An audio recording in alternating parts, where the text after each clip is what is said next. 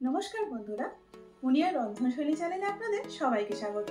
আশা করি আপনারা সবাই খুব ভালো আছেন। ডাল হলো এমন একটা খাবার যেটা আমরা প্রায় সকলেই প্রতিদিন বাড়িতে রুটি অথবা ভাত দিয়ে খাওয়ার জন্য কোনো না কোনো সময় তৈরি করেই থাকি। কেউ রুটি দিয়ে ডাল খেতে পছন্দ করেন, আবার ভাতেতে কারো ডাল না হলে চলেই না। আর সেই জন্য বন্ধুরা, আজকে আমি এমন একটা রেসিপি নিয়ে হাজির হয়েছি যেটা আপনারা দুপুরে হোক অথবা রাত্রে যে কোনো সময় আপনাদের ইচ্ছা মতো তৈরি করে নিতে পারবেন। তবে রোজকারের ডালের থেকে এই ডালের স্বাদ কিন্তু একেবারেই আলাদা। পুষ্টিগুণে সমৃদ্ধ হওয়ার সাথে সাথে এই ডাল কিন্তু খেতে অত্যন্ত সুস্বাদু। আসুন তাহলে জেনে নেওয়া যাক কি করে তৈরি করতে হয় এই সুস্বাদু মিক্স ডাল। এখানে আমি 1 কাপ মিক্স ডাল নিয়েছি। মিক্স ডাল ছাড়াও এর মধ্যে আছে 2-3 রকমের রাজমা, 2 রকমের ছোলা, মুগ কড়াই এইসব। এই মিক্স ডালটা আমি 3 ঘন্টা গরম জলে ভিজিয়ে রেখেছিলাম আর ডালটা বেশ কিছুটা ফুলে গিয়ে নরম হয়ে গেছে।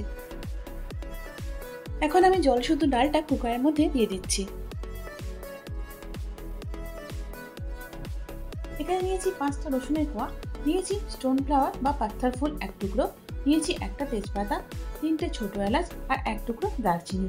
এগুলোকে আমি ডালের মধ্যে দিয়ে দেব। একটা বড় টমেটোকে আমি ছোট করে কেটে নিয়েছি, এখন সেটা দিয়ে দিলাম।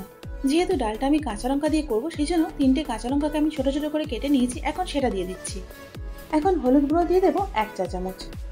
এখন ভেজিটেবল অয়েল দিয়ে দিচ্ছি 2 টেবিল চামচ, যাতে করে সেদ্ধ হওয়ার সময় ডালটা উঠলে বাইরে না আসে। এবার জল দিয়ে দিচ্ছি 1 কাপ। এখন ঢাকনা লাগিয়ে ডালটা সেদ্ধ করে নেব। যতক্ষণ ডালটা সেদ্ধ হচ্ছে চলুন ততক্ষণ আমরা দই আর মশলার একটা মিক্সচার তৈরি করে নিই। এই জন্য এখানে আমি 1/2 কাপ দই নিয়েছি, এর মধ্যে দিয়ে দিলাম 1.5 টেবিল চামচ ধনে গুঁড়ো। ধনে গুঁড়োর পর এখন এখানে দিয়ে দিচ্ছি 1 চা চামচ জিরে গুঁড়ো।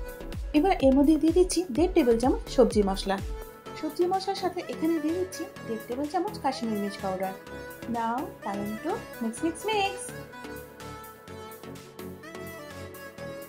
তো দেখুন বন্ধুরা, এখানে দইয়ের সঙ্গে সমস্ত মশলাগুলো আমি খুব ভালো করে মিক্স করে নিয়েছি। এবার এটাকে এখন আমি সাইডে রেখে দেবো। 2টো সিটি হওয়ার পর ডালটাকে আমি 15 মিনিট লো হিটে সেদ্ধ করে নিয়েছি। আশা করছি ডালটা সেদ্ধ হয়ে গেছে। চলুন দেখা যাক।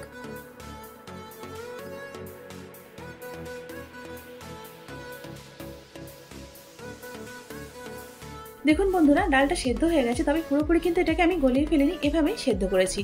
আপনারাও কিন্তু এরকম ভাবে করবেন, এতে করে ডালটা খেতে কিন্তু অনেক বেশি ভালো লাগে। আচ্ছা, এবার এর মধ্যে থেকে আমি বড় বড় মশলাগুলো, অর্থাৎ যে গোটা গরম মশলাগুলো দিয়েছিলাম সেগুলো তুলে ফেলছি, যাতে করে খাবার সময় মুখে না পড়ে। এখন ডালটাকে আমি একটু হালকা করে ঘেঁটে দিচ্ছি।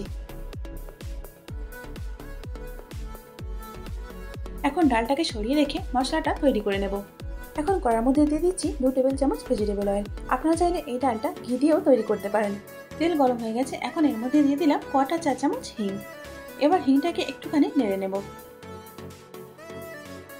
একটা বড় পেঁয়াজকে আমি পাতলা পাতলা করে কেটে নিয়েছি, এখন সেটা দিয়ে নিলাম। এবার পেঁয়াজটাকে একটু লাল লাল করে ভেজে নেব।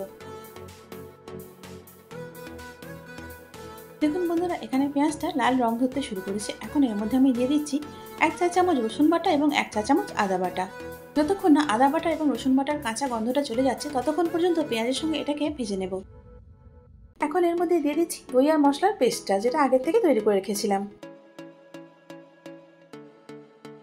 এখন লো টু মিডিয়াম হিটে তেল ছাড়া অবধি মশলাটা কষিয়ে নেব।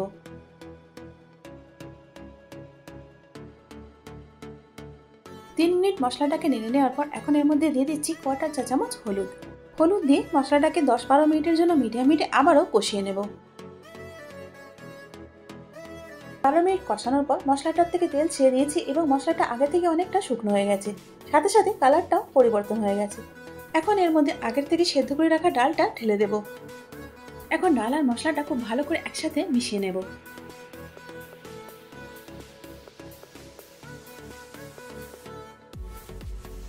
ডালটা এখন যতটা ঘন আছে, ঠান্ডা হওয়ার পর কিন্তু আরো অনেকটাই ঘন হয়ে যাবে।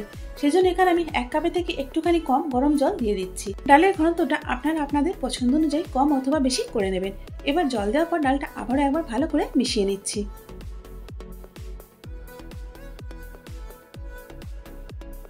ডালটা সেদ্ধ করার সময় আমি কিন্তু নুনটা দিইনি। এখন দিয়ে দিচ্ছি পরিমাণ মতো নুন বা স্বাদ অনুযায়ী নুন।